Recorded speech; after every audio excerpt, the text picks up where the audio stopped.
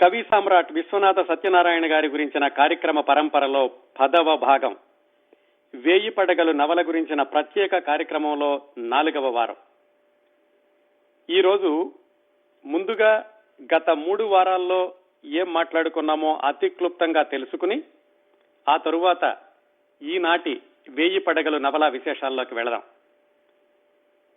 వేయి పడగలు నవల విశ్వనాథ సత్యనారాయణ గారు 1934లో వ్రాశారు. 29 రోజుల్లో 999 తెల్లఠావుల మీద విశ్వనాథ సత్యనారాయణ గారు చెబుతూ ఉండగా ఆయన తమ్ముడు వెంకటేశ్వర్లు గారు డిక్టేషన్ తీసుకోగా వ్రాయబడిన నవల ఈ వేయి పడగలు. ఆ 1934లోనే ఈ నవలకి ఆంధ్ర యూనివర్సిటీ వాళ్ళు ప్రకటించిన పోటీలలో బహుమతి వచ్చింది. ఆ తరువాత అది పత్రికల్లో సీరియల్ గా వచ్చింది, చాలా భాషల్లోకి అనువాదం కూడా చేయబడింది.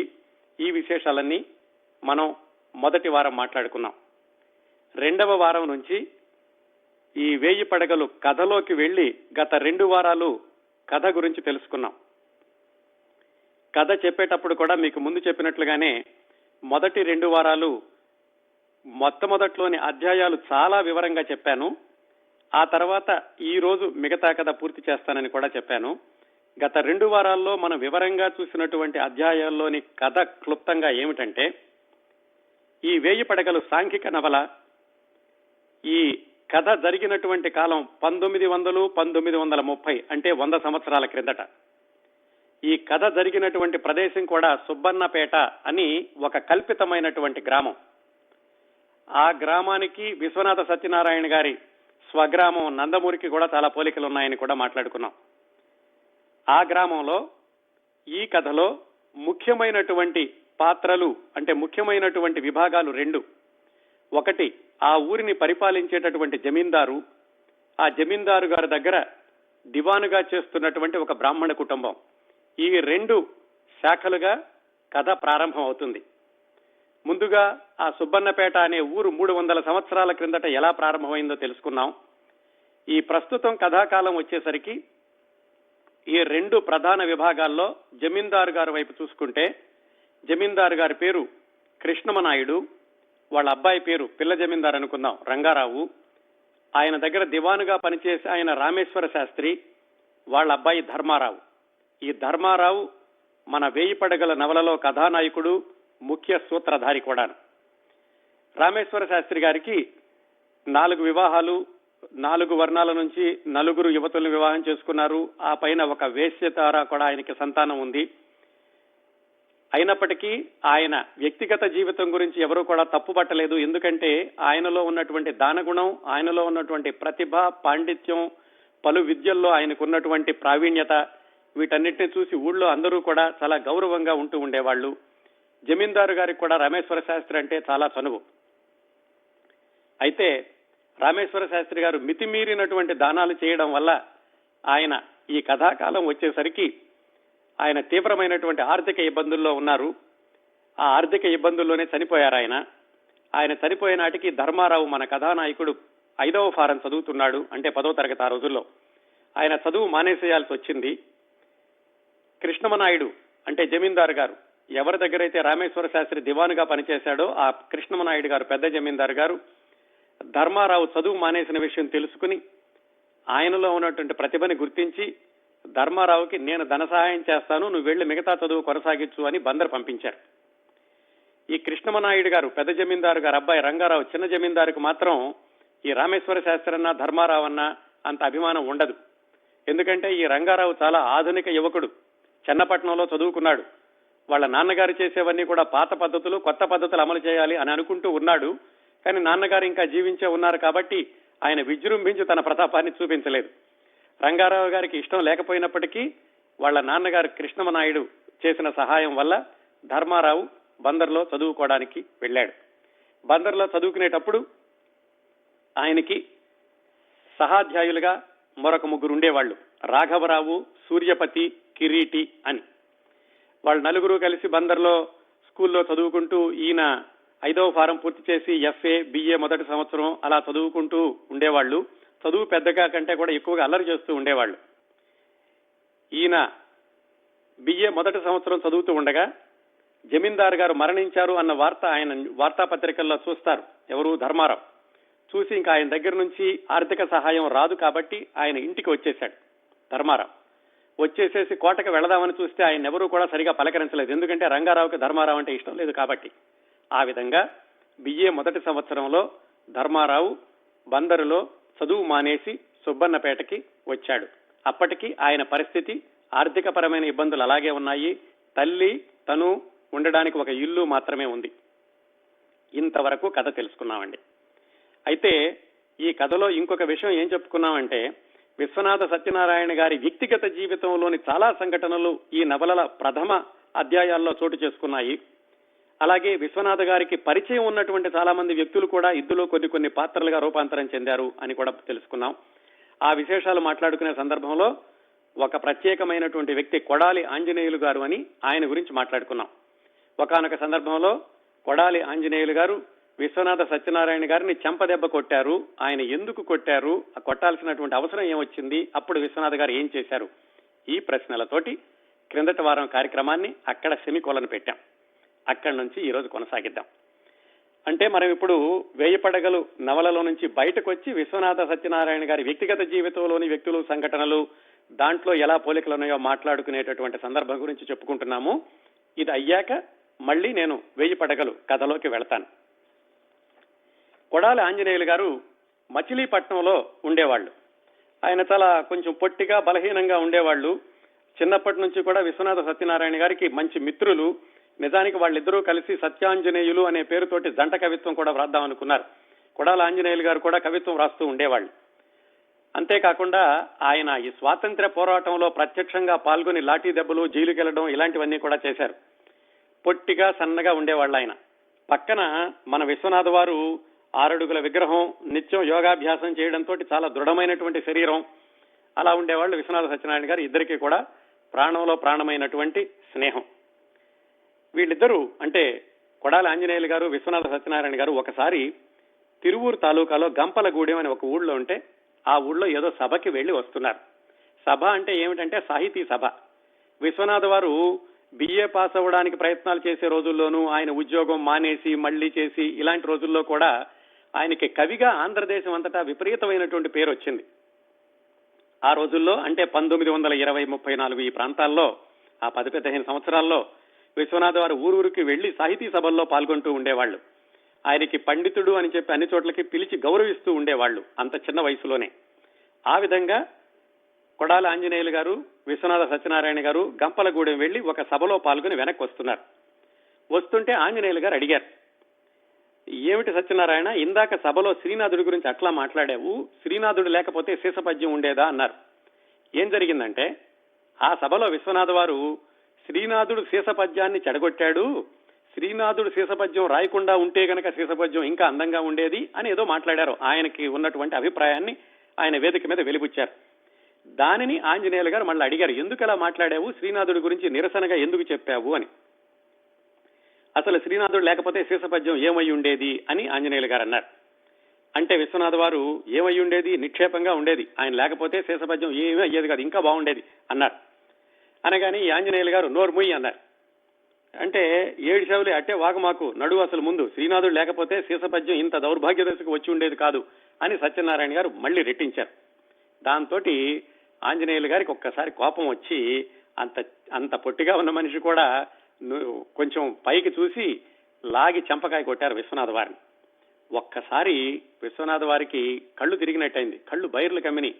ఏమిటి ఇంత హఠాత్తుగా ప్రాణమిత్రుడు అన్నవాడు ఏదో శ్రీనాథుడిని ఇలా అన్నందుకు కొట్టారా అని ఏమనుకున్నారో కానీ ఒక్క క్షణం దిమ్మెరపోయి ఏమీ మాట్లాడలేదు. ఎదురు తిప్పి ఏమీ మాట్లాడకుండా ముందుకు నడిచి వెళ్లడం ప్రారంభించారు విశ్వనాథ వారు. అలా కొంచెం దూరం నడవగానే వాళ్ళకి ఒక చిన్న వాగు ఏదో అడ్డం వచ్చింది, కాలువ లాంటిది, అది దాటాలి. విశ్వనాథ వారికి అన్ని తెలుసు, ఈత తెలుసు, యోగాభ్యాసం అన్నింటిలో ఉన్నారు కదా, ఆయనకి ఈత తెలుసు కాబట్టి ఏమి భయం లేకుండా కాలువలోంచి నడిచి వెళ్లడం ప్రారంభించారు. ఆంజనేయులు గారేమో యువతల వైపు ఉన్నారు. ఏమిటి నన్ను ఇక్కడ ఒడ్డును సావమంటావా అని అరిచాడు ఆంజనేయులు గారు. అంటే ఆయన ఏమన్నారంటే విశ్వనాథ వారు, మరి అందుకే కొట్టావా నన్ను అన్నారు. సరే, తర్వాత ఇద్దరు నవ్వుకున్నారు. ఆంజనేయులు గారిని ఆ వాగు దాటించారు, అవతలకి తీసుకెళ్లారు, నడిచి వెళ్లిపోయారనుకోండి. ఈ విధంగా విశ్వనాథ వారికి ఆంజనేయులు గారికి జరిగినటువంటి ఆ చిన్న వాగ్వివాదంతో ఆంజనేయులు గారు ఆయన కొట్టడం, ఆయన ఏమాత్రం మళ్ళీ వెనక్కి తిరిగి అలాంటి ప్రతీకారం ఏమి తీసుకోకుండా మళ్ళీ వెంటనే కలిసిపోయి ఇద్దరు మిత్రులుగా కొనసాగడం ఆయన వ్యక్తిగత జీవితంలో జరిగింది. ఈ సంఘటనని 1000 పడగల నవలలో యథాతథంగా వ్రాశారు విశ్వనాథ్ వారు. ఎవరిద్దరి మధ్యన? ధర్మారావు, రాఘవరావు మధ్యన. ధర్మారావు అంటే ఎవరో కాదు, విశ్వనాథ సత్యనారాయణ గారే అని కూడా చెప్పుకున్నాం మనం చాలా వరకు. అలాగే ఆ రాఘవరావు అనే పాత్ర 1000 పడగల్లో అది కొడాలి ఆంజనేయులు గారిది. నవలలో ఏం రాశారంటే దాదాపుగా ఇలాగే రాశారు. అయితే వాళ్ళిద్దరూ విద్యార్థులుగా ఉన్నప్పుడు ఈ వాగ్వివాదం జరిగింది అనేటటువంటి సంఘటన రాశారు. అది కూడా గుంటూరులో ఏదో పల్నాడు వెళ్లి కోటలవి చూసి వస్తుంటే ఇలా రాఘవరావు ధర్మారావు శ్రీనాథుడు సీసపద్య గురించి మాట్లాడుకుంటే రాఘవరావు ధర్మారావుని కొడతాడు. అప్పటికొచ్చేసరికి సాయంకాలం అవుతుంది. ఒక రైల్వే స్టేషన్ దగ్గరికి వస్తారు. రైలు ఎక్కి వాళ్ళు గుంటూరు వెళ్ళాలి. అయితే అక్కడికి చీకటి పడిపోతుంది, రైలు ఉండదు. ఆ రాత్రి ఒక పూటకోళ్ళమ్మ ఇంట్లో ఉండి మర్నాడు పొద్దున్నే మళ్ళీ ఒకళ్ళనొకళ్ళు చూసి నవ్వుకుంటూ ఏమాత్రం ఏమీ జరగనట్లుగానే ప్రవర్తిస్తూ ఇద్దరు రైలెక్కి గుంటూరు వచ్చారు. ఇది కథలో ఆయన చేసినటువంటి కొద్ది మార్పు. ఈ విధంగా ఈ సంఘటన యథాతథంగా 1000 పడగల్లో రాశారు విశ్వనాథ్ వారు.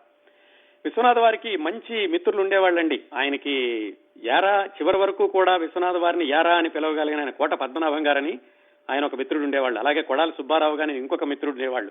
ఆత్మీయమైనటువంటి మిత్రులు చిన్నప్పటి నుంచి కూడా ఉన్నారు విశ్వనాథ్ వారికి. అలాగే ఈ నలుగురిలో సూర్యపతి అనే పాత్ర కొల్లిపర సూరయ్య చౌదరి అని ఆయనది కృష్ణా జిల్లాలో కపిలేశ్వరపురం. ఆయన నిజ జీవితంలోనూ విశ్వనాథ్ వారికి ఎంతో సహాయం చేశారు. చదువుకునేటప్పుడు నవలలో కూడా సూర్యపతి అన్న వ్యక్తి వీళ్ళందరికీ కూడా సహాయం చేశాడు. ఇదండి విశ్వనాథ గారి వ్యక్తిగత జీవితంలో సంఘటన నవలలోకి వచ్చినటువంటి విశేషం. ఇప్పుడు మళ్ళీ మనం 1000 పడగలు కథలోకి ప్రవేశిద్దాం. ఇక నుంచి నేను ఈ అధ్యాయాల్ని వివరంగా కాకుండా ఈ కథని రేఖామాత్రంగా అంటే స్టోరీ లైన్ లాగా పూర్తి చేసేస్తాను. పూర్తి చేశాక మళ్ళీ దీనిలో చాలా అద్భుతమైనటువంటి సన్నివేశాలను విడివిడిగా తర్వాత చెప్తాను. ఈ మిగతా కథని పూర్తి చేయడానికి కథ మొత్తాన్ని మనం 3 శాఖలుగా చూద్దాం. అంటే ఇందులో చాలా పాత్రలు ఉన్నాయి, వందలాది సన్నివేశాలు ఉన్నాయి. అవన్నీ కూడా ఈ రేఖామాత్రంగా తెలుసుకునే కథలో వదగవు కాబట్టి ముఖ్యమైనటువంటి 3 భాగాలుగా ఈ కథను చెప్తాను. అంటే 3 ట్రాక్స్ గా చెప్తాను. మొట్టమొదటి ట్రాక్ ఏమిటంటే ఈ ధర్మారావు గారిది. ఆ రెండో ట్రాక్ పక్కనే వచ్చేది రంగారావు గారిది. ప్రస్తుతానికి మనకి రామేశ్వర శాస్త్రి చనిపోయాడు, ఆయన అప్పుల పాలయ్యి చివరిలోను. కృష్ణమనాయుడు గారు కూడా ఆయన చనిపోయారు. మనకు మిగిలింది కథానాయకుడు ధర్మారావు, ఆయనకి అటు ఇటు వయసు ఉన్నటువంటి పిల్ల జమీందారు రంగారావు, కాబోయే జమీందారు. వీళ్ళ ఇద్దరి జీవితాలు 2 ట్రాక్స్ కింద చెప్తాను మీకు. ఈ 2 కూడా అయిపోయాక 3వ విభాగం ఒకటి ఉంది, అంటే 3వ శాఖ ఒకటి ఉంది కథలో. అది చాలా ఆసక్తికరంగా ఉంటుంది. ఈ 2 శాఖలకి భిన్నంగా ఉంటుంది. అంటే ఈ 2 ట్రాక్స్ కంటే కూడా చాలా డిఫరెంట్ గా ఉండే 3వ ట్రాక్ ఉంది. దాని గురించి తర్వాత చెప్తాను. ముందు ఈ 2 ట్రాక్లోనూ కథ ఏమిటో చూద్దాం. ధర్మారావు, రంగారావు. ధర్మారావు చదువు మానేసి వచ్చాడు.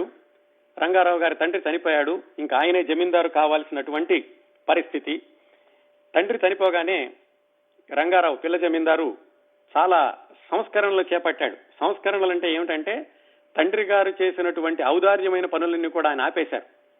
తండ్రి గారు ఎలాగైతే గ్రామంలో ఉన్న ప్రజలందరి మీద జాలి దయ చూపించేవాడో వాటన్నిటినీ కూడా ఆయన పరిపూర్ణంగా ఆపేసేసి, అంటే ఎలాగా తండ్రి గారు దేశీయ విద్యలు కళాకారులు వీళ్ళందరినీ కూడా ఉదారంగా పోషిస్తూ ఉండేవాళ్ళు. అలాంటి పోషణ ఏమీ లేదు అని ఆపేసేశాడు రంగారావు గారు. అలాగే వాళ్ళ నాన్నగారు ఈ పల్లెటూరులో వాళ్ళు ఎప్పుడైనా పన్ను కట్టలేకపోయినా చూసి చూడనట్టుగా వెళ్లిపోయేవాళ్ళు. సర్లే ఈ సంవత్సరం పంటలు సరిగా పండలేదా, వచ్చే సంవత్సరం కడుదురు గానిలే, ఇంత కట్టలేకపోతే సగం కట్టండి, ఇలా అర్థం చేసుకుంటూ ఉండేవాడు పెద్ద జమీందారు. రంగారావు గారు వచ్చాక అలా ఏం కుదరదు, మీరు పంటలు పండినా పండకపోయినా శిస్తు కట్టి తీరాల్సిందే ఆయన బలమైనటువంటి నిబంధనలు విధించడం ప్రారంభించాడు. అలాగే తండ్రి గారి దగ్గర పనిచేసేటటువంటి ఉద్యోగులు ఇంతమంది అనవసరం, వీళ్ళలో సగం మంది చాలు, పైగా బ్రాహ్మణులు ఎక్కువ మంది ఉన్నారు, బ్రాహ్మణులందరూ కూడా మా జమీందారిని దోచేస్తున్నారు అని చెప్పి వాళ్ళందరినీ తీసేశాడు. కొంతకాలం జరిగాక మళ్ళీ వాళ్లలో కొంతమందిని పెట్టుకున్నాడు అనుకోండి, ఎందుకంటే కొత్తగా వచ్చిన వాళ్ళు సరిగా ఉద్యోగం చేయలేదని. ఇలా ఆయన చాలా తీవ్రతరమైనటువంటి మార్పుల్ని ప్రవేశపెట్టడం ప్రారంభించాడు ఈ రంగారావు. ఇంతవరకు పిల్ల జమీందారు, ఇప్పుడు కాబోతున్న జమీందారు. అంతేకాకుండా ఆయన ఏం చేశాడంటే తనకి ఆంతరంగికులుగా, అంటే చాలా దగ్గరకరమైన వ్యక్తులుగా వాళ్ళ మేనమామ బిడ్డల్ని అలాగే పెదనాన్నగారి బిడ్డల్ని తీసుకొచ్చాడు. వాళ్ళల్లో మన కథలో ప్రముఖంగా మనం చెప్పుకోబోయే ఒక పాత్ర రామేశ్వరం. ఆయన రంగారావు గారి పెద్దమ్మ గారి అబ్బాయి. ఈ రామేశ్వరం మన కథలో దుష్ట పాత్ర, అంటే విలన్ అనుకోవచ్చండి. కాకపోతే ఈ విలను మన ధర్మారావుకి ఏమీ అన్యాయం చెయ్యలేడు. ధర్మారావు ఆయన గడిపేటటువంటి ధర్మ బుద్ధితో నిండినటువంటి జీవితం వల్ల. కాకపోతే ఈ రామేశ్వరరావు విలనిజం అంతా కూడా ఆ 3వ ట్రాక్ లో బయటకు వస్తున్న తర్వాత చెప్తాను. పేరుల్లో పొరపాటు పడకుండా ఉండడానికి ఒకసారి చెబుతాను. ధర్మారావు గారి నాన్నగారి పేరు రామేశ్వర శాస్త్రి. ఇప్పుడు ఈ రంగారావు పెద్దమ్మ గారి అబ్బాయి పేరు రామేశ్వరం. ఇంకా మనం రామేశ్వర శాస్త్రి గారి గురించి ఎక్కువ మాట్లాడుకోం కాబట్టి ఇక నుంచి ఎప్పుడైనా నేను రామేశ్వరం అంటే ఈ కథలో దుష్ట పాత్ర రంగారావు గారి పెద్దమ్మ గారి అబ్బాయి అని అర్థం చేసుకోవాలి. వాళ్ళందరినీ తీసుకొచ్చాడు రంగారావు గారు. ఈ ధర్మారావుకి ఇంకా చదువు మానేసి ఊళ్ళోనే ఉన్నాడు. ఏం చేయాలో తోచటం లేదు. ఏదో అప్పులు చేసుకుంటూ తల్లి తను బ్రతుకుతున్నారు. రంగారావు ఈ మార్పులన్నీ చేసి ఆయన అధికారికంగా జమీందారుగా అవడానికని స్వీయ పట్టాభిషిక్తం చేసుకోవడం ప్రారంభించాడు. ఆయనే మరి పట్టాభిషిక్తం చేసుకోవాలి, ఎందుకంటే తండ్రి గారు లేరు కదా. ఆ పట్టాభిషేకం చేసుకునే సమయంలో 4-5 రోజులు ఊరంతటూ కూడా వైభవంగా విపరీతమైనటువంటి ఉత్సవాలు చేశారు. రకరకాల ఊళ్ళల్లో నుంచి ఈ కళాకారులందరినీ తీసుకొచ్చారు. గారడీలు చేసేవాళ్ళు, పకటి వేషగాళ్లు, హరికథలు చెప్పేవాళ్ళు, బుర్రకథలు చెప్పేవాళ్ళు, నృత్యం చెప్పేవాళ్ళు. 4 రోజులు రంగరంగ వైభవంగా ఆయన పట్టాభిషిక్తుడు అయ్యాడు. ఆ పట్టాభిషేకం జరిగేటటువంటి రోజుల్లో ఈ ఉత్సవాలు జరిగేటప్పుడు ఆ ఊళ్ళో ఉన్నటువంటి భోగాంగన అంటే వేశ్య, ఆమె పేరు రత్నగిరి, ఆవిడ నృత్యం చేయడానికి వెళ్ళింది. ఆవిడికి ఆహ్వానం రాలేదు. అయినప్పటికీ నేను చాలా రోజులుగా ఈ సంస్థాన పోషణలో ఉన్నాను కాబట్టి మీరు అడగకపోయినా నేను వచ్చి నృత్యం చేస్తాను అని రత్నగిరి అనే వేశ్య అక్కడ నృత్యం చేయడానికి వెళ్ళింది. ఆ రత్నగిరి ఎవరు? ధర్మారావు గారి నాన్నగారు రామేశ్వర శాస్త్రి గారు ఒక వేశ్యని ఉంచుకున్నారు. ఆ ఉంపుడుగత్తిగా ఉండడం వల్ల ఆమెకు కుమార్తె కూడా పుట్టిందని చెప్పుకున్నాం. ఆ రామేశ్వర శాస్త్రి గారి వల్ల కూతుర్ని కన్నటువంటి వేశ్య ఈ రత్నగిరి. ఆ రత్నగిరికి ఒక అమ్మాయి ఉంది. ఆ అమ్మాయి వయసు 13-14 సంవత్సరాలు. ఆ అమ్మాయి పేరు గిరిక. అంటే ఆ అమ్మాయి మన కథానాయకుడు ధర్మారావుకి వరసకి చెల్లెలు అవుతుంది. సరే, ఈ రత్నగిరి వెళ్ళింది. కోటలోకి వెళ్లి అక్కడ నృత్యం చేయడం ప్రారంభించింది. చెప్పింది జమీందారు గారికి, మీరు పిలవకపోయినా నేను వచ్చాను, నాకు ఆచారము, ఈ కోటలో ఏం జరుగుతున్నా కానీ నా నృత్యం ఉండాలి అని ఆవిడ నృత్యం చేసింది. అక్కడ మన దుష్ట పాత్రధారి రామేశ్వరం ఉన్నాడు కదా, రంగారావు గారి పెద్దమ్మ గారి అబ్బాయి. ఆయన రత్నగిరిని చూసి ఏదో మోహించబోయాడు. అయితే రత్నగిరికి ఒక కూతురుంది అని తెలుసుకుని రత్నగిరిని, నువ్వు డాన్స్ చేయడం ఆపేసేయి, మీ అమ్మాయిని పిలిపించు అన్నాడు. అంటే రత్నగిరి చెప్పింది, మా అమ్మాయి రాదు ఇలాంటి నృత్యాలకి, ఆమె దేవుడికి అంకితం అయిపోయింది అని సర్ది చెప్పడానికి ప్రయత్నించింది. రామేశ్వరం వినకుండా, ఏమైనా సరే మీ అమ్మాయిని ఇక్కడికి లాక్కొచ్చేలా చేస్తాను చూడు అని నౌకర్లను పంపించాడు. ఈ రత్నగిరి యొక్క అమ్మాయి గిరికని లాక్కురండి ఇక్కడికి అని. వాళ్ళందరూ వెళ్లారు ఆ గిరికని తీసుకురావడానికి. వాళ్ళు వస్తున్నటువంటి విషయం తెలుసుకున్న గిరిక ధర్మారావు దగ్గరికి వెళ్ళింది. అన్నా, నన్ను ఇలా వాళ్ళు బలవంతంగా తీసుకెళ్ళడానికి వస్తున్నారు, నువ్వే కాపాడలేదు. ఆ వచ్చిన వాళ్ళకి ధర్మారావు గట్టిగా సమాధానం చెప్పి, ఈ అమ్మాయి ఒంటి మీద చెయ్యేస్తే కనుక నేను ఊరుకోను అని ఆ వచ్చిన వాళ్ళని వెనక్కి పంపించేశాడు. ధర్మారావు కూడా ఈ పట్టాభిషేకానికి ఆహ్వానం రాలేదు. ఎందుకంటే రంగారావుకి ఇష్టం లేదు కదా. ఈ రామేశ్వర శాస్త్రి అన్న రంగారావు అన్న ఇష్టం లేదు, ధర్మారావు అన్న ఇష్టం లేదు కాబట్టి వాళ్ళని కూడా పిలవలేదు. అలా ధర్మారావు ధైర్యంగా వాళ్ళని ఎదిరించేసరికి వాళ్ళు వెనక్కి వెళ్లిపోయి ఆ రామేశ్వరానికి చెప్పారు, ఏమండి ఆ అమ్మాయి రాదు, ధర్మారావు రావద్దని ఆయన గట్టిగా చెప్పాడు, మేము ఎదిరించలేక వచ్చేసాము అని. ఆ విషయం తెలుసుకున్నటువంటి రంగారావు ఆ రామేశ్వరాన్ని కోప్పడ్డాడు. ఎందుకురా నువ్వు ఇలాంటి చెడ్డ పనులు చేస్తావు, నువ్వేదో కోట చూసుకుంటావని ఇక్కడ రమ్మంటేను అని చెప్పి మందలించాడు. ఈ పట్టాభిషేకం 4 రోజులు అవగానే చాలా చెడ్డ శకునాలు కూడా కనిపించినాయి అక్కడ. ఏమని? మొత్తం ఈ పట్టాభిషేకం జరుగుతున్న రోజుల్లోనే ఆ కోటలో ఉండేటటువంటి పెద్ద ఏనుగు తనంతట తానుగా బయటకు లేచి బయటకు వెళుతూ తనంతట తాను చనిపోయింది. అలాగే పట్టాభిషేకం అయిపోగానే పెద్ద తుఫాను, వరదలు వచ్చినాయి. ఇవన్నీ కూడా చెడ్డ శకునాలు. రంగారావు గారు ఇవేమీ పట్టించుకోలేదు. ఎందుకంటే ఆయన చన్నపట్నంలో చదువుకున్నటువంటి ఇంగ్లీషు విద్య చదువుకున్నటువంటి యువకుడు. సరే, ఈ పట్టాభిషేకం అంతా అయిపోయాక ఈయన ఎక్కువగా చన్నపట్నంలో ఉండేవాడు కదా, అందుకని రంగారావు గారు చన్నపట్నం వెళ్లిపోయాడు. ఇక్కడ సుబ్బన్నపేటలో కోట, ఆయన కొత్తగా ప్రవేశపెట్టినటువంటి ఈ సంస్కరణలో ఇవన్నీ చూసుకోమని ఆ పెద్దమ్మ కుమారుడు దుష్టపాత్రధారి విలన్ రామేశ్వరాన్ని ఈ ఊళ్ళో ఉంచి ఈయన చన్నపట్నం వెళ్ళాడు. చన్నపట్నంలో ఆ రోజుల్లో జమీందారులందరికీ కూడా చన్నపట్నంలో వసతి గృహాలు ఉండేవి. అక్కడ వాళ్ళు ఆంగ్లేయులతో కలిసిపోవడం, గవర్నర్లతో కలవడం, ఈ ఆంగ్ల వనితలతో స్నేహం చేయడం ఇలాంటివన్నీ కూడా జరుగుతూ ఉండేవి 1930 ప్రాంతాల్లో. అలాగే ఈ కథలో ఉన్నటువంటి రంగారావు కూడా అలా చెన్నపట్నం వెళ్ళాడు. ఈ సుబ్బన్నపేటలో ఎవరుండేవాళ్ళు కోటలోనూ ఈ రామేశ్వరం అనేటువంటి విలన్ చూసుకుంటూ ఉండేవాడు. అలాగే రంగారావు గారి తల్లి అంటే చనిపోయినటువంటి కృష్ణమనాయుడు గారి భార్య రుక్మిణమ్మారావు అని ఆవిడ ఉండేది. అలాగే రంగారావు భార్య సరోజిని ఆవిడ ఉండేది. అంటే అత్తా కోడళ్లు కూడా ఈ సుబ్బన్నపేటలో కోటలో ఉన్నారు. ఇది కోటలో జరిగినటువంటి పరిణామం. మన ధర్మారావు దగ్గరికి వద్దాం. మరి ఈయన చదువు మానేశాడు, కోటలో ఎవరో పలకరించలేదు, ఏదో అప్పులు చేసుకుని తింటున్నాడు. ధర్మారావు యొక్క కొంచెం నేపథ్యం ఏమిటంటే ఆయనకి చిన్నప్పుడే వివాహం జరిగింది. ఆమె పేరు అరుంధతి, వాళ్ళ మేనమామ గారు అమ్మాయే.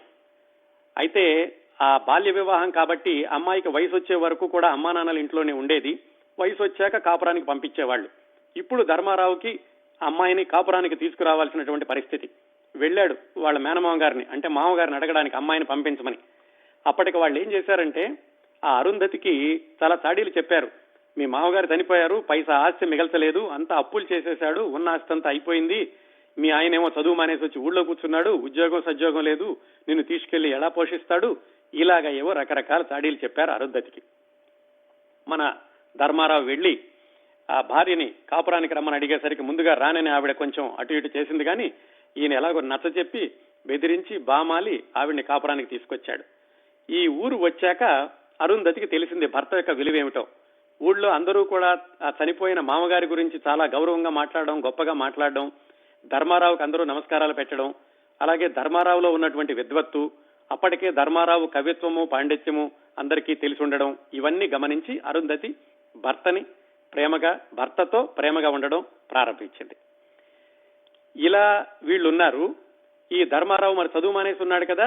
ఆ రోజుల్లో ఏమైందంటే ఆ కోటలో ఉన్నటువంటి చనిపోయిన జమీందారు గారి భార్య రుక్మిణమ్మారావు అంటే రంగారావు గారి తల్లి, ఆమెకి ధర్మారావు దేవాలయంలో చూస్తుంది ధర్మారావుని. ఈ ధర్మారావు అక్కడ చెప్పేటటువంటి ప్రవచనాలు, అందరితో మంచిగా మాట్లాడడం, ఇవన్నీ ఆవిడ గమనించి ధర్మారావుని కోటలోకి పిలిపించుకుని అప్పుడప్పుడు పురాణ ప్రవచనాలు అవి చెప్పించుకుంటూ ఉంటుంది. ఆవిడ భర్త కూడా అలాగే చేస్తూ ఉండేవాడు. అలా చేసే కృష్ణమనాయుడు ధర్మారావుని ముందు బందర్లో చదువుకోమని పంపించాడు. ఇప్పుడు ఈ రుక్మిణమ్మారావు గారు కూడా ధర్మారావు యొక్క మంచితనం కొన్ని రోజులయ్యాక ధర్మారావుకి చెప్పింది ఆవిడ, ఏమిటి నువ్వు చదువు మానేసి వచ్చావట కదా బందర్లోను, నేను సహాయం చేస్తాను, నువ్వు మళ్ళీ వెళ్లి చదువుకో అని. ఆ విధంగా రుక్మిణమ్మారావు గారి సహాయం తీసుకుని ధర్మారావు మళ్లీ చదువుకోవడానికని ఈసారి బందర్ కాకుండా గుంటూరు వెళ్ళాడు. గుంటూరు వెళ్ళినప్పుడు మరి ఒక్కడే చదువుకోవడానికి ఎలా వెళ్తాడు, కొత్తగా కాపురం పెట్టారు కదా, భార్యని తల్లిని కూడా తీసుకుని గుంటూరు వెళ్ళారు. ఆ గుంటూరు కాలేజీలో ధర్మారావు చదువుకునేటప్పుడు ఒక్క నిమిషం బయటకు వస్తాను నవల్ల నుంచి. విశ్వనాథ వారు గుంటూరులో కూడా ఉద్యోగం చేశారని చెప్పుకున్నాం మనం, ఏసీ కాలేజీలో, ఆంధ్ర క్రిస్టియన్ కాలేజీలో. ఆ కాలేజీలో విశ్వనాథ గారు ఉద్యోగం చేసినప్పుడు జరిగినటువంటి ఒక సంఘటనని ఈ నవలలో ధర్మారావు క్రిస్టియన్ కాలేజీలో చదువుకునేటప్పుడు ఏం జరిగింది అన్నట్టుగా రాశారు. ఏమిటంటే వివేకానందుడి పటాన్ని ఎవరో తీసుకొచ్చి నేల మీద పడేసి తొక్కేశారు. దాంతో హిందూ విద్యార్థులందరూ కూడా క్రైస్తవ విద్యార్థుల మీదకి వెళ్లారు. ఆ కాలేజీ యాజమాన్యం కూడా చేసింది. అప్పుడు విశ్వనాథ్ వారు ఉద్యోగం మానేశారని చెప్పుకున్నాం. ఈ కథలో ఏం రాశారంటే అలాగా విద్యార్థులందరూ వచ్చి ధర్మారావుతో చెప్తారు, చూసావా మన వివేకానందుడి పటాన్ని వాళ్ళందరూ నేలకేసి కొడుతున్నారు, మనం వాళ్ళ మీద ఎదురు తిరగాలి అని. అయితే కథలో ధర్మారావు ఏం చెప్తాడంటే, చూడండిరా మనందరం ఈ కాలేజీలో చదువుకుంటున్నాము, ఈ కాలేజీ వాళ్ళది, ఇప్పుడు మనకు వాళ్ళకి ఎదురు తిరిగితే కనుక మన కాలేజీ నుంచి మనం బయటికి పంపించేస్తారు, మనం చదువులేని వాళ్ళమై రోడ్డు మీద పడతాము, విద్యా సంవత్సరం పోతుంది, అందువల్ల మన సహనం వహించాలి అని కథలో ధర్మారావు చెప్తాడు. కానీ నిజ జీవితంలో విశ్వనాథ్ వారు అక్కడ పౌరుషానికి రాజీనామా చేసి వచ్చేశారు. ఇలాంటి సంఘటనలు కూడా ఈ నవలలో పెట్టారు. అలాగే ధర్మారావు గుంటూరులో చదువుకునేటప్పుడు తెల్లవారులు ఇంగ్లీష్ నవల్లో చదువుతూ ఉంటాడు. అది కూడా విశ్వనాథ వారి వ్యక్తిగత జీవితంలోదే. విశ్వనాథ గారు ఆ రోజుల్లో వ్రాసేదేమో తెలుగు పాండిత్యం, తెలుగు కావ్యాలు, చదివేది మాత్రం రాత్రంతా ఇంగ్లీష్ గ్రంథాలు చదువుతూ ఉండేవాడట. దాన్నే యథాతథంగా ఈ గుంటూరులో ధర్మారావు చదువుకునేటటువంటి పరిస్థితుల్లో పెట్టారు. అయితే కొంతకాలం చదువు బాగానే సాగింది. రుక్మిణమ్మారావు గారు డబ్బులు పంపిస్తున్నారు, ఈ కాలేజీకి వెళుతున్నాడు. హఠాత్తుగా ఉన్నట్టుండి రుక్మిణమ్మారావు గారి దగ్గర నుంచి డబ్బులు రావడం ఆగిపోయినాయి. ఈయనకి చాలా ఇబ్బందుల్లో పడ్డారు. ఎందుకో తెలీదు. ఉత్తరం రాద్దామంటే మరి కోటలోకి ఈయన ఉత్తరాలు వెళ్లవు. అలాంటి సందిగ్ధతలో తీవ్రమైనటువంటి ఆర్థిక పరిస్థితుల్లోకి వెళ్లి కాలేజీలో ఫీజు కూడా కట్టలేక ఏం చేద్దామా అని ఒకసారి మళ్ళీ ఊరు వెళ్లి కనుక్కుందాం పోని రుక్మిణరావు గారిని అని ధర్మారావు సుబ్బన్నపేటకి వచ్చాడు. అక్కడికి వచ్చేసరికి ఆయనకి ఒక ఆశ్చర్యకరమైన విషయం తెలిసింది. ఆయన కోటలోకి వెళదామని ప్రయత్నిస్తే కోటలోకి వెళ్ళాడు కానీ ఎవరూ రానివ్వలేదు. ఆయన ఎవరూ సరిగా సమాధానం చెప్పలేదు. ఎందుకంటే రంగారావు గారు లేరు. ఆయనేమో చన్నపట్నంలో ఉన్నాడు. ఆ కోటలో ఉన్నటువంటి రామేశ్వరమేమో ధర్మారావు అంటే అసలు పడదు కదా, ఆ దుష్టపాత్రధారి. ఆయన కూడా ఈయన కోటలోకి సరిగా పలకరించలేదు. ఆయనకి ధర్మారావుకి తెలిసింది ఏమిటంటే రాణి గారికి అంటే రుక్మిణమ్మారావు గారికి జబ్బు చేసింది, ఆవిడ మంచం మీద ఉన్నారు, అందువల్ల ఆవిడ డబ్బులు పంపించలేకపోతున్నారు, ఇక ముందు కూడా వచ్చే అవకాశం ఉంటుందో లేదో అని ధర్మారావుకి తెలిసింది. దాంతో ఆయన నిరాశగా వెనుతిరిగాడు. మరి గుంటూరులో చదువు ఎలా కొనసాగాలి? అంతకుముందు తనతో పాటు బందర్లో చదువుకున్నటువంటి సూర్యపతి అని ఆయన అప్పుడు బెజవాడలో ఉంటున్నాడు. ఆ బెజవాడలో సూర్యపతి దగ్గరికి వెళ్లి ఆయన సహాయంతో టూర్ వచ్చి గుంటూరులో ఆయన చదువు కొనసాగిస్తున్నాడు. పూర్తి చేసుకుని ఆయన సుబ్బన్నపేటకి వచ్చాడు. ఈలోగా కోటలో ఏం జరిగిందంటే రుక్మిణమ్మారావు గారికి చేసినటువంటి ఆ వ్యాధితోటి ఆవిడ చాలా కాలం తీసుకుని ఆవిడ మరణించింది. ఆవిడ మరణించడానికి కొద్ది రోజులు అటు ఇటుగా ఆవిడ కోడలు అంటే రంగారావు గారి భార్య సరోజిని ఆవిడ కూడా మరణించింది. అత్తా కోడళ్ళు ఇద్దరూ కూడా దాదాపు ఒకే నెలలో అటు ఇటుగా ఇద్దరూ మరణించారు. రంగారావు గారేమో చన్నపట్నంలో ఉన్నాడు. అయితే ఈ రంగారావు గారికి ఒక కొడుకు ఉన్నాడు, హరప్ప నాయుడు అని. ఆ రంగారావు గారి భార్య చనిపోతూ కొడుక్కి అంటే హరప్ప నాయుడికి చెప్పింది, బాబు ధర్మారావు అని ఊళ్ళో ఒక ఆయన ఉన్నాడు, ఆయన దగ్గర నువ్వు చదువు చెప్పించుకో, మీ నాన్నగారికి ఆయన అంటే పడదు, కానీ మన తాతగారికి మీ తాతగారికి వాళ్ళ నాన్నగారు చాలా ఆప్తుడు, మీ తాతగారు మీ నాయనమ్మ కూడా ధర్మారావు అంటే చాలా బాగా ఉండేవాళ్ళు, నువ్వు ఆయన దగ్గర ఎలాగైనా చదువు చెప్పించుకో అని చెప్పి ఆ సరోజిని కూడా మరణించింది. వాళ్ళిద్దరూ మరణించగానే ఈ రంగారావు చన్నపట్నం నుంచి వచ్చాడు. వాళ్ళకి అంత్యక్రియలు అయితే చేశాడు కానీ కర్మకాండలు అలా చేయడానికి ఆయన ఒప్పుకోలేదు. ఇదంతా కూడా నాన్ సెన్స్, ఇదంతా ట్రాష్, బ్రాహ్మణులందరూ వాళ్ళ భక్తి గడుపుకోవడానికని వాళ్ళు పెట్టినటువంటి విధానాలు ఇవన్నీను. రంగారావు హర్రప్ప చెప్పాడు, నాన్నగారు నేను ధర్మారావు దగ్గర చదువుకుంటాను, మరి అమ్మ చెప్పి వెళ్ళింది అని. సరే ఒక్కడే పిల్లడు ఉంటాడు కదా, అప్పటికి హర్రప్ప నాయుడికి 13-14 సంవత్సరాలు, ఒక్కడే కుర్రాడు ఉంటాడు, అతని మాట కాదనడం ఎందుకు లేని, సరే అలాగే చెప్పించుకో అని చెప్పి రంగారావు చన్నపట్నం వెళ్ళాడు. ఈ హర్రప్ప ధర్మారావు తోటి చదువు చెప్పించుకోవడం ప్రారంభించాడు. ధర్మారావు మరి చదువు అయిపోయింది, బిఏ అయిపోయి గుంటూరు నుంచి ఇప్పుడు వచ్చి ఊళ్ళో ఖాళీగా ఉన్నాడు, ఇంకా ఉద్యోగం లేదు. భార్య తను తల్లి ఉన్నారు, ఉపాధి కోసం ఏం చేద్దామని చూస్తున్నాడు.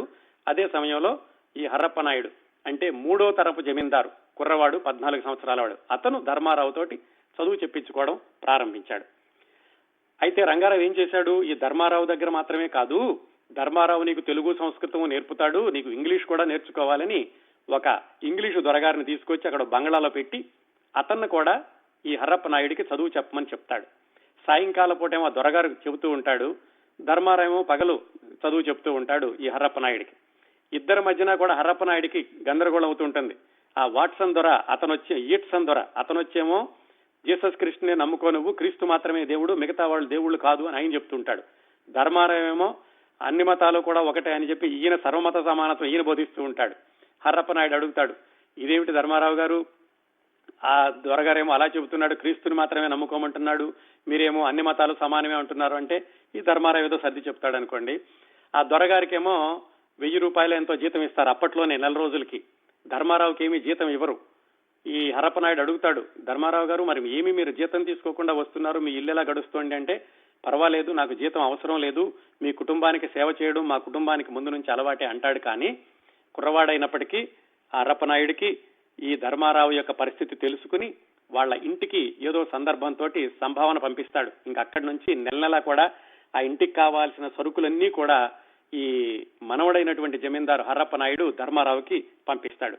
ఆ విధంగా ధర్మారావు వేరే జీతం తీసుకోకపోయినప్పటికీ ఆయన పంపించే సంభావనలు, ఆ నెల పంపించేటటువంటి ఆదరవులతోటి ఆ ధర్మారావు కుటుంబం గడుస్తూ ఉంటుంది. అతను హర్రప్ప నాయుడికి చదువు చెబుతూ ఉన్నాడు. ఉద్యోగం ఏమీ లేదు. ఇలా నడుస్తూ ఉండగా ఇంకొక మార్పు ఏమిటంటే, ఈ చన్నపట్నం వెళ్ళినటువంటి రంగారావు అక్కడి నుంచి లండన్ వెళ్ళాడు. ఎందుకు, వాళ్ళు సరదాగా వెళుతూ ఉండేవాళ్ళు అప్పట్లో జమీందారుల పిల్లలందరూ దేశ విదేశాలు. అలా లండన్ వెళ్ళినప్పుడు అక్కడ ఒక పేద శ్వేత జాతి యువతి, ఒక వైట్ అమ్మాయిని అక్కడ ప్రేమించి ఇక్కడ తీసుకొచ్చాడు, సుబ్బన్నపేటకు తీసుకొచ్చాడు పెళ్లి చేసుకుని. ఆ అమ్మాయి పేరు సూజన్. ఇక్కడికి వచ్చాక ఆవిడ శశిని అని పేరు మార్చుకుంది. అంటే ఇప్పుడు ఆవిడ దొరసాని అయిందనమాట ఆ కోటకి. హరప్ప నాయుడికి ఆవిడంటే పెద్దగా నచ్చదు. ఏమిటో ఇంకొక అమ్మాయిని తీసుకొచ్చాడు మా నాన్న అనుకుంటూ ఉంటాడు. ధర్మారావు మాత్రం హరప్ప నాయుడికి సర్ది చెబుతూ ఉంటాడు, జీవితంలో ఇవంటివన్నీ మామూలే, బాగానే ఉండాలి అని. ఆ హరప్ప నాయుడు సర్దుకుంటూ ఉంటాడు కుర్రవాడు. ధర్మారావు అతనికి చదువు చెప్పడానికి వెళుతూ ఉన్నాడు. ఊళ్ళో బోల్డని మార్పులు వచ్చినాయి. ఆ కోటంతా కూడా మోడర్నైజ్ చేశారు, ఆధునీకరించారనమాట. దాంట్లో గుర్రాలు, ఏనుగులు అన్ని తీసేశారు. క్రిస్టియన్ మిషనరీలు వచ్చేసినాయి. రైల్వే స్టేషన్ వచ్చింది, పోలీస్ స్టేషన్ వచ్చింది. చెట్లన్నీ కొట్టేసి కరెంటు స్తంభాలు వేయడం ప్రారంభించారు. జమీందార్ గారు ఏం చెప్పాడంటే, మేము మిమ్మల్ని పాలించడం కాదు, మిమ్మల్ని మీరే పాలించుకోండి, మున్సిపల్ కార్పొరేషన్ పెట్టుకోండి, మీలో మీరే ఎన్నికలు, మీరే పన్ను వసూలు చేసుకోండి, మీలో మీరే సౌకర్యాలు కలిగించుకోవాలి, అంతా స్థానిక స్వపరిపాలన అని రంగారావు ఊళ్ళో వాళ్ళందరికీ మున్సిపాలిటీ పెట్టేశాడు. ఇన్ని రకాల మార్పులు వచ్చినాయి. ఒక పెద్ద ఆయన వచ్చి ఆ ఊళ్ళో జాతీయ కళాశాల అని పెడదాం అనుకున్నాడు. నేషనల్ కాలేజ్ అంటే ఏమిటంటే జాతీయ భావాలతోటి, అది స్వాతంత్రోద్యమం జరుగుతున్న రోజులు కదా, అందుకని జాతీయ భావాలతోటి ఈ యువకులకి పనికొచ్చేటటువంటి చదువు, వృత్తిపరమైనటువంటి చదువు, అలాగే వ్యాయామం, దేశభక్తి ఇలాంటివన్నీ బోధించేటటువంటిది ప్రధాన ఆశయంగా జాతీయ కళాశాల ఒకటి ఏర్పాటైంది. దానిలో ధర్మారావు గారికి తెలుగు మాస్టర్గా ఉద్యోగం వచ్చింది. ఒకవైపు ఆ హరప్పనాయుడు దగ్గరికి వెళ్ళొస్తూ ఉన్నాడు, ఇక్కడ ఉద్యోగం వచ్చింది. ఉద్యోగం లేదో కొంచెం జీతం వచ్చేది. హరప్పనాయుడేమో ఆయనకి నెల సరుకులన్నీ పంపిస్తూ ఉండేవాడు. ఆ విధంగా ఆయన జీవితం ఒక గాడిన పడింది, ధర్మారావు జీవితం. ఈ నేషనల్ కాలేజీకి వ్యతిరేకంగా మన రామేశ్వరం ఉన్నాడు కదా, దుష్ట పాత్రధారి అనుకున్నాం, రంగారావు గారి పెద్దమ్మ గారు అబ్బాయి. అతను ఏం చేశాడంటే దీనికి వ్యతిరేకంగా ఒక ఆధునికమైనటువంటి కాలేజీ పెట్టించాడు, జమీందార్ గారు స్పాన్సరింగ్ తోటి. దాంట్లోనేమో అన్ని ఇంగ్లీష్ చదువులు, ఫ్రీ స్కాలర్షిప్స్ ఇవన్నీ ఇచ్చేవాళ్ళు. ఈ దాంతో జాతీయ కళాశాల కూడా కొంచెం పోటీ వచ్చింది. చాలా అధ్యాయాలు విశ్వనాథ్ వారు వేయపడగల నవలలో ఈ కాలేజీలో జరిగేటటువంటి రాజకీయాలు, లెక్చరర్లకి మధ్యలో ఉండేటటువంటి తగాదాలు, పిల్లలకి లెక్చరర్లకి మధ్యలో ఉండేటటువంటి వ్యవహారాలు, ఇలాంటివన్నీ కూడా కొన్ని అధ్యాయాల పాటు రాశారు. ఈ ఊళ్ళో వస్తున్నటువంటి సంస్కరణలు, మార్పులు అలా కొనసాగుతూనే ఉన్నాయి. హరప్పనాయుడు దగ్గరికి ధర్మారావు వీళ్ళు చదువు చెబుతూనే ఉన్నాడు. హరప్పనాయుడు కొంచెం పెద్దవాడు అవుతున్నాడు. అతనికి తెలుస్తున్న విశేషాలన్నీను, అంటే తండ్రి ఏం చేస్తున్నాడు, ధర్మారావు మంచితనం, ఊళ్ళో జరుగుతున్నటువంటి మార్పులు, అలాగే తండ్రి చేయలేకపోయినటువంటి పనులు, ఊళ్ళో దేవాలయంలో ఉత్సవాలన్నీ కూడా ఆపేసేయడం, ఇవన్నీ కూడా హరప్పనాయుడు గమనిస్తున్నాడు. ఇలా ఉంటూ ఉండగా రంగారావు గారు ఇంకో పని చేశాడు. ఒకసారి ఈ శశిని, అంటే సూజన్, లండన్ నుంచి తెచ్చినటువంటి భార్య, సరికి ఆవిడని పంపించడం అంటే ఏమిటి, ఓడెక్కించడానికని ఈయన శ్రీలంక వెళ్ళాడు. సిలోన్ ఆ రోజుల్లో శ్రీలంక వెళ్ళి అక్కడ ఆవిడని ఓడెక్కించాడు. ఓడెక్కించినాడు, వెంటనే వెనక్కి వచ్చాడు. అక్కడే లేదు, అక్కడ ఒక ఫ్రెంచ్ అమ్మాయి పరిచయం అయింది, బిట్రియాస్ అని. ఆ ఫ్రెంచ్ అమ్మాయిని తీసుకొచ్చాడు మళ్ళీ భార్య కింద సుబ్బన్నపేటకి. ఆ తెల్లమ్మాయేమో లండన్ వెళ్ళింది శశిని, ఈ ఫ్రెంచ్ అమ్మాయిని ఇక్కడ తీసుకొచ్చాడు. సరే, కొన్నాళ్ళకి ఆ లండన్ అమ్మాయి కూడా వెనక్కి వచ్చేసింది, ఈయన ఏదో చేస్తున్నాడని తెలిసి వచ్చేసి ఆవిడ తగాదా పెట్టుకుంది. ఇదేమిటి, నేనుండగా ఈ అమ్మాయిని తీసుకొచ్చారు అని. వాళ్ళిద్దరు తగాదాలతోటి వాళ్ళు గనక కోర్టుకు వెళితే జమీందారు గారు పరువు పోవడమే కాకుండా జమీందారు గారి ఆస్తి కూడా వాళ్ళిద్దరికీ పంచాల్సి వస్తుంది. ఇవన్నీ తెలుసుకుని రంగారావు ఏం చేస్తాడంటే, ఆ లండన్ ఇక్కడ నుంచి శ్రీలంక నుంచి తీసుకొచ్చినటువంటి ఫ్రెంచ్ అమ్మాయికి నీకేదో నెలలా కొంత ఇస్తాను, వెళ్ళిపో అమ్మా అని చెప్పి ఆ అమ్మాయిని పంపించేస్తాడు సర్ది.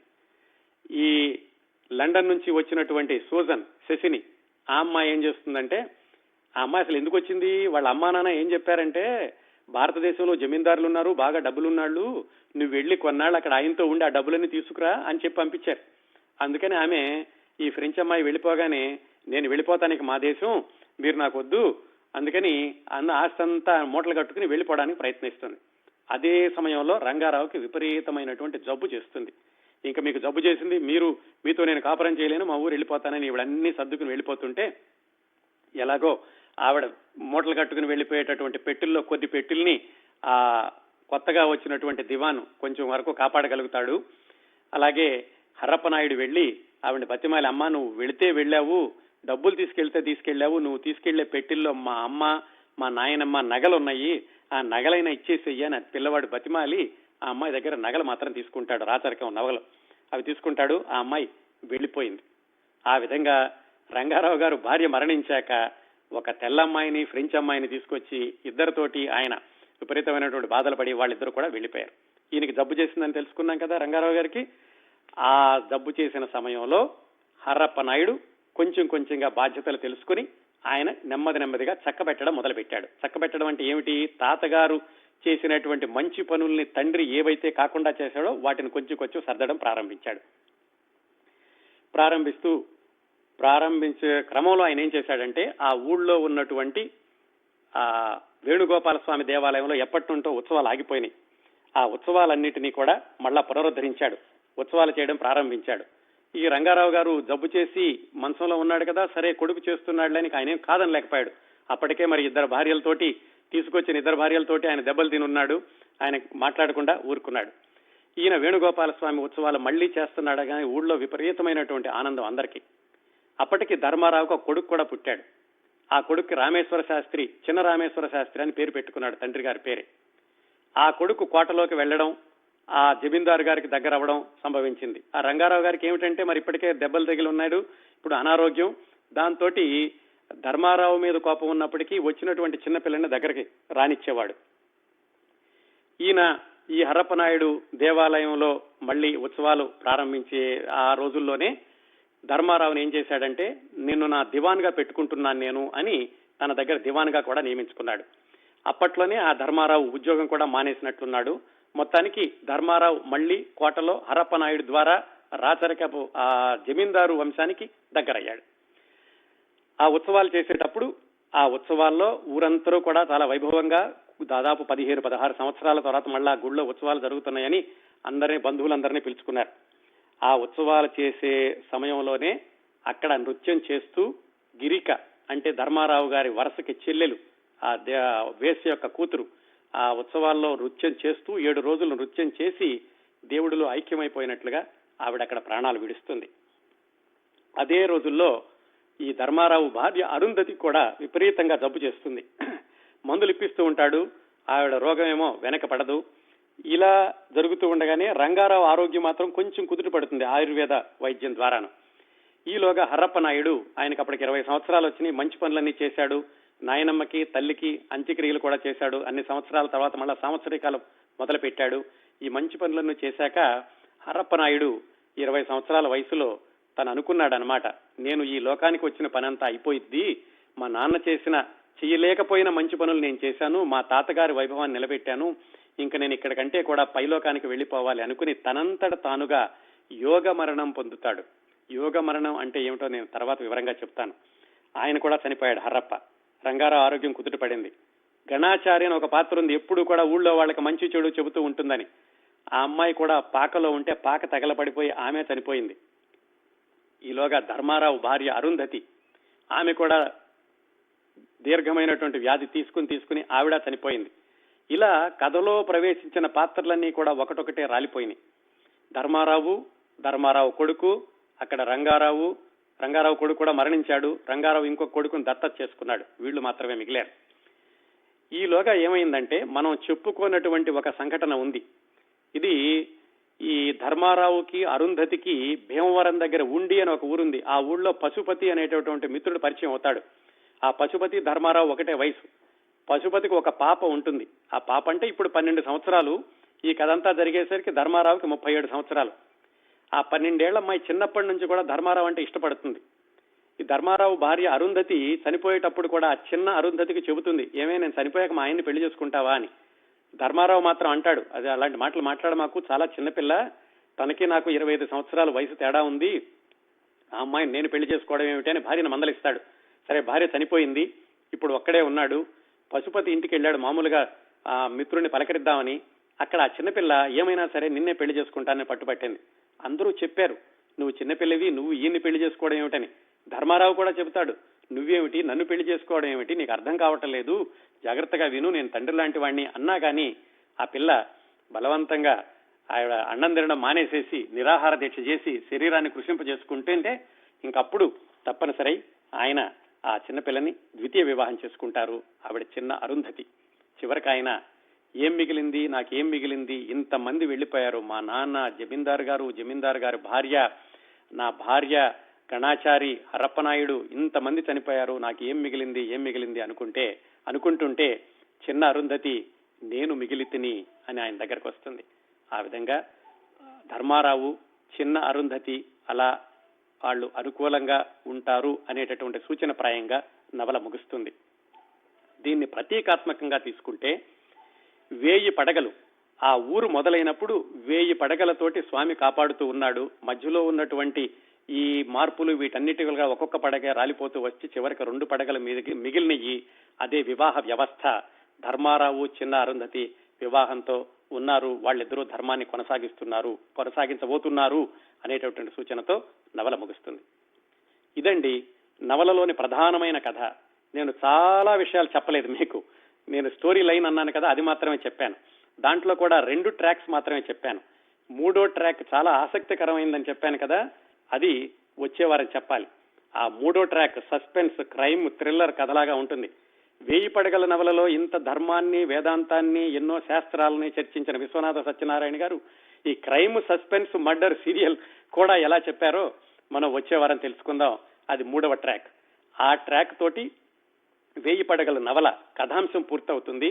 అయితే ఒక విషయం చెప్పాలి మీకు, చాలా పాత్రలను చెప్పలేదు. వాటన్నిటినీ కూడా వివరంగా నేను రాబోయే వారాల్లో చెబుతాను. ఈ కార్యక్రమాన్ని 1000 పడగల నవలా విశేషాలు 4వ భాగాన్ని ఇంతటితో ముగిద్దామండి. వచ్చే వారం 5వ భాగాన్ని కొనసాగిద్దాం.